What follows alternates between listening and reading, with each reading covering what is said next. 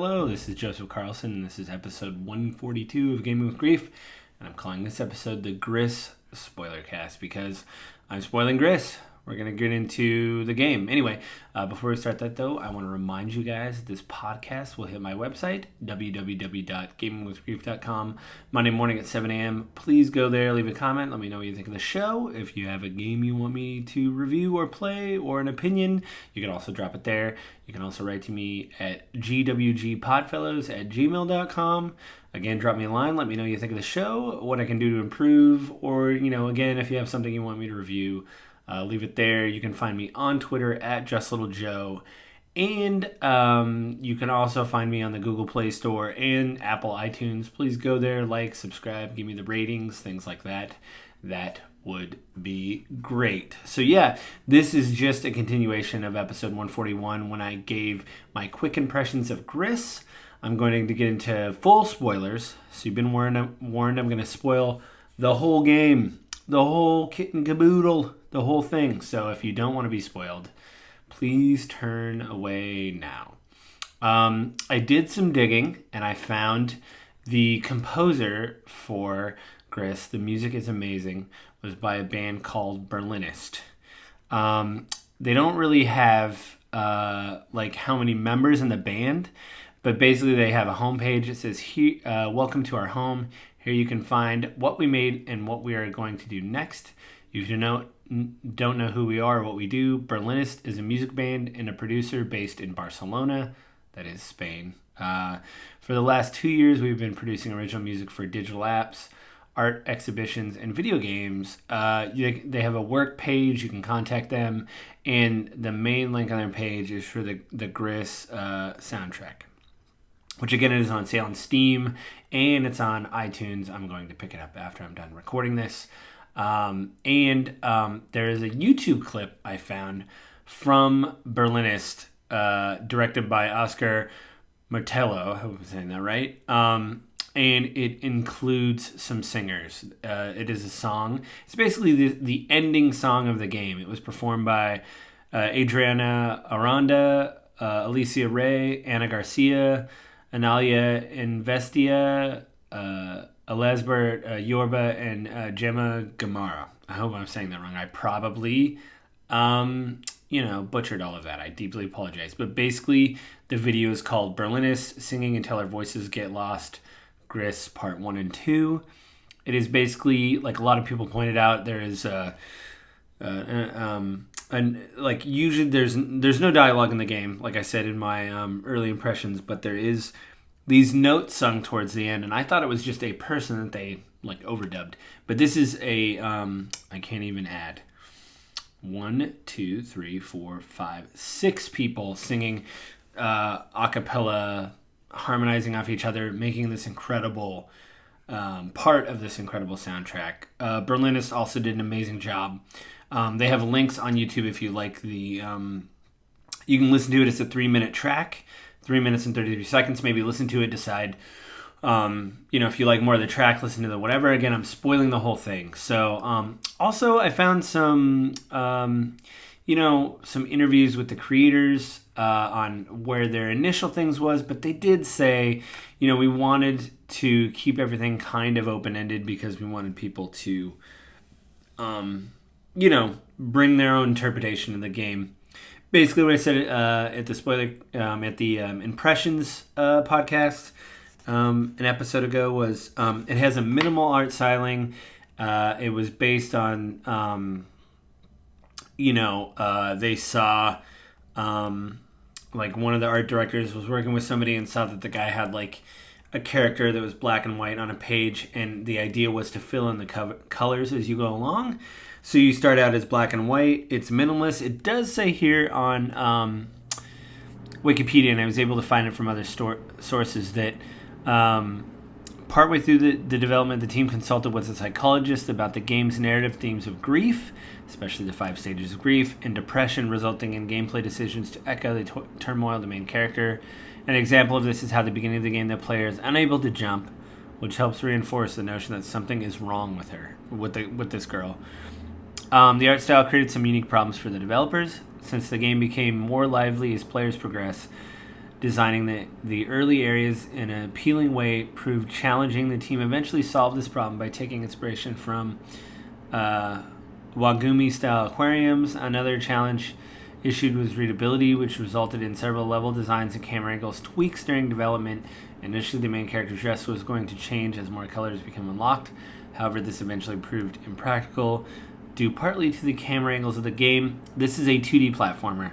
I can't believe I didn't say that in my early impression view. This is a 2D platformer where you're jumping between platforms to solve puzzles and move through the world. So that is Gris, kind of in a nutshell. It was nominated for several awards. It won the Game Developers Choice Awards in 2019. It won at Best Indie Game for the Italian Video Game Awards, and it won for Best Gameplay for the Game for Change Awards, and it won Games for Impact for the Game Awards. Again, this is almost like a sketchbook style game, like you would see an artist sketch out, almost like fashion drawings or just like sketches in general, but they do add color, and it's beautiful. And again, it starts as black and white, but you unlock certain colors as the game evolves. So you try to bring color back to this gray world. The first color you unlock is red. You're in a desert environment. The puzzles are pretty amazing.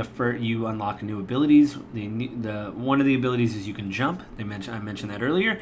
The next one is you have the ability to, you basically collect these stars, and when you go up to them, you'll see like something you jump in that looks like a box, and it'll have like two little dots, and if you have 2 stars, they'll light up and you'll unlock a talent or an ability. If they do not, then one of them will turn red and make a little musical notes, like, hey, you have one but you need the other one. Most of the puzzles get more complicated as time goes on, where you're basically unlocking these constellations as that you see in the sky. And also, when you unlock stars, when you get done with the level, not only do you unlock colors, but these stars shoot up into the sky and create a constellation, which you find out later is a ladder to climb up to the heavens, which I thought was pretty neat. I might have missed some. I think I missed constellations, but you didn't miss the stars because you need the stars to advance. The constellations is kind of like an alternate. I think there's like an alternate scene. I didn't watch it online. It says when you beat the game, you can actually go back and unlock things by chapter as opposed to playing the whole game again, which was nice. My wife only played a little bit of this game, and I had to overwrite her file to play, and she said it was fine because she only played a little bit. But yeah, I beat the game in about 4.5 hours. So yeah, let me just go through the game. So the puzzles in the desert environment are pretty good. You learn basically your dress becomes a brick. You have to weigh yourself down. The wind kicks up and tries to push you away, and it's really frustrating. But there's some interesting puzzles with basically with weights. You have to weigh yourself down, and it unlocks like a seesaw that'll unlock a door or something like that. And you're kind of like high up. There's all these weird windmill motifs and stuff, and that's pretty interesting. The next color you unlock is green. You go down to the forest. Obviously, everything's green. You find a little block creature that kind of follows you around. You befriend him by finding square apples, which I thought was kind of cool.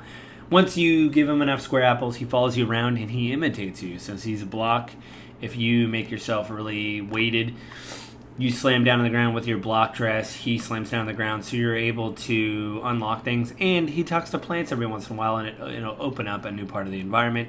That was my only real gameplay quibble. Was there was one moment where he needed to jibber jabber to the plants. Again, there's no dialogue in this game, just noises and sound effects. He did a little jibber jabber, and I was next to it. I didn't move correctly, so I needed to move a little bit closer, and then then he talked and I was able to move on. Again, some things are missable in the game. You find constellations. When you go to the pause menu, everything looks like a constellation.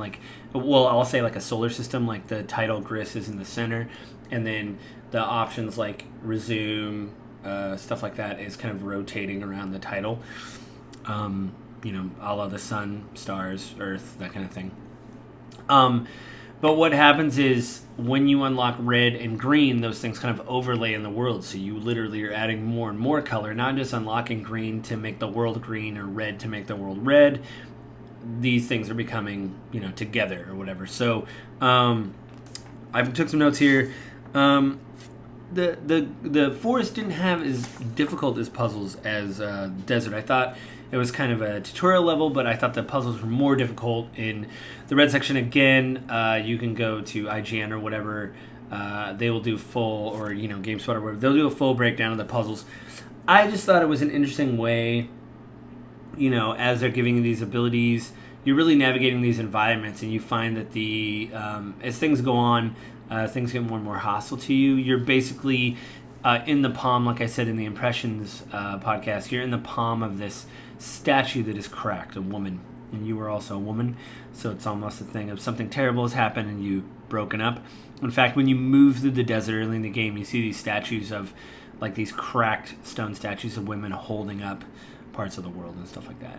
So this theme is just like reinforced over and over again. Again, they talked about the 5 stages of grief. It could be any kind of trauma you're trying to put back together. In fact, later in the game, you literally try to put the statue back together through singing. So maybe working with the band, the Berlinists, they thought that song was important, or maybe they were trying to come up with the idea of like your passion. Maybe Gris had a passion for singing, and they wanted to say she needed to find her voice again.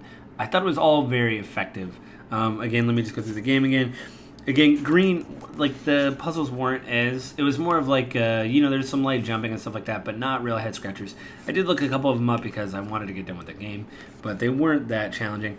What I notice with puzzles in me all the time, it seems like it's like, oh yeah, I didn't turn left where I should have turned left. I missed that left. It's like really simple stuff that kind of drives me crazy. So, the next color is, a bird at the end of green comes after you and caws at you, and it looks like it's ink, and it blows you away, so you have to use your weighted ability. You also get a double jump, a floaty jump. You have to use those things and move their platforms. You ring a bell, the bird kind of goes away. The sound makes it go away. I thought that was interesting. The next color that's unlocked is blue. You're underwater. I mean, what is there to say about underwater levels? Nobody really likes underwater levels at all. I did like this, though, because it seems like they really did think about movement. Again, you have to find these constellations to move, these stars to move on that kind of unlock in the sky. You find them to get abilities, and you find them to traverse. So you find basically swimming. This is the only time that like the game really stops and tells you, hey, you got to do some things to move on. You can't just skip these collectibles or whatever, because you can't see because the water's so deep. But I think what they did with moving, with you find these birds that if you jump next to them, you can jump again and they shoot you in the air. So a combination between that and swimming, they speed it up enough. They make the movement feel, no pun intended, fluid enough for you to feel like you're moving through the environment.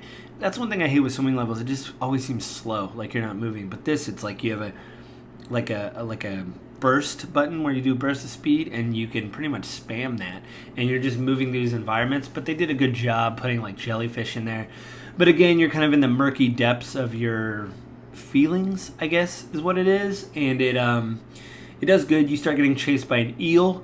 That's when you kind of lose control, and it's more of like a cinematic. You have to watch this eel chase you. It was good, but in the end, this turtle lights up. You get these constellation that lights a turtle up that goes deeper in the water and kind of helps you out. And then in the end, it's incredibly great because right as the eel's about to chase you and get you, this turtle comes back, lights up, chases the eel away, and you're able to escape to the next area, which is the color yellow. And also, because it's yellow, you're in a constellation motif. You're closer to the sky.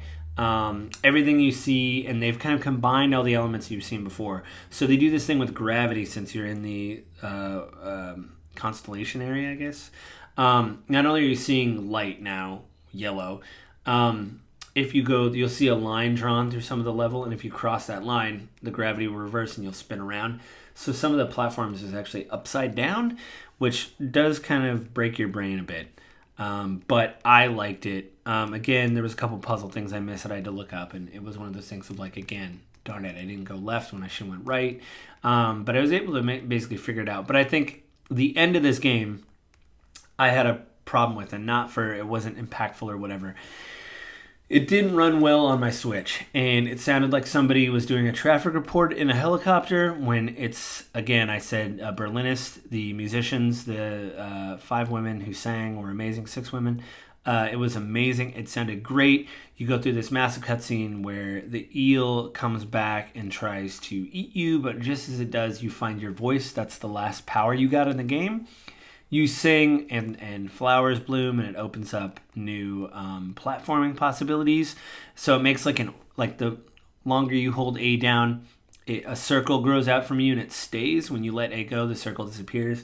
And in that circle, plants will grow. It'll unlock those birds I mentioned before, or butterflies. I can't really tell. But if you jump in them, it'll open up new platforming possibilities. And I do like that it's like towards the end of this game, this character is literally finding her voice. She's able to sing now. It was beautiful. Again, I went over to the Berlinist. Go there, support them. And the end of the thing is, hey, right when this eel goes to attack you, you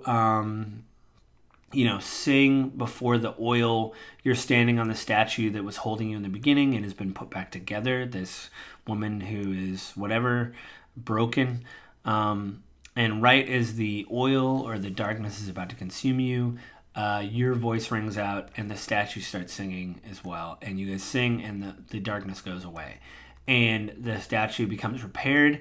Again, you've now found all the colors. Color sweeps through the motif of the game. The statue is now colored. The environments behind the statue are colored. All the color is back.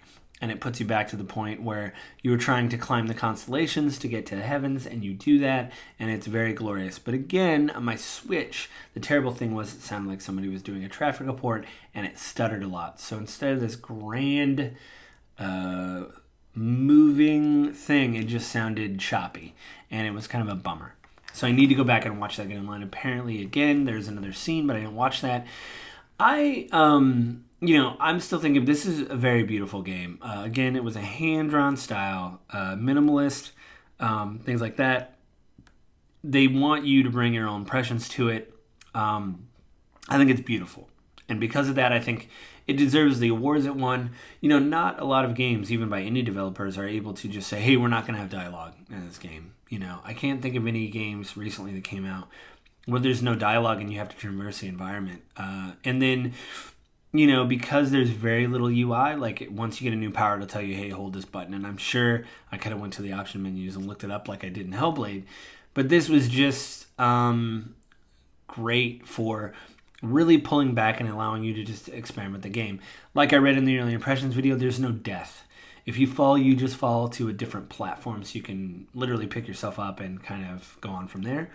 I like that there was no death screen. Even in Hellblade, there was like a death screen, which kind of bugged me because I was having problems getting the game to run, so you don't know if it's crashed because it's not running correctly or if I died for falling off something or what, So, I guess you got to take out of this game what you put in, what you're thinking, stuff like that. To me, it did signify grief. To be able to come out of it and find your voice. I've talked a little bit about that, about trying to be more creative and write and things like that, and I thought it was good. I'm still thinking about the game. The art style is unmatched. I probably mentioned this a couple times, but it did add a film grain to it, which gave it, you really noticed it, like when stuff would turn to white or black or like load in the next environment, it looked beautiful. So I cannot recommend this game enough. Play Gris.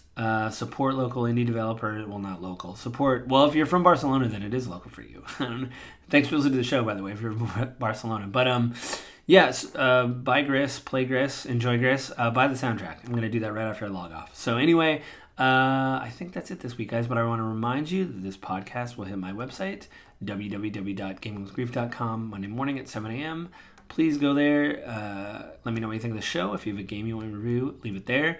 You can write to me at gwgpodfellows@gmail.com. Again, give me a comment, rate me, let me know what you think. If you have something you want to talk about, you can drop it there. I'll read it over the show. If not, I don't have to. Or you can find me on Twitter at JustLittleJoe, Or please subscribe to the podcast on Apple iTunes or from the Google Play Store. Give me all the likes, the subscribes, things like that. Let me know what you think of the show or what I can do to improve. And I think with that, I will leave you guys. It has been a good show. I will talk to you guys next week. Bye.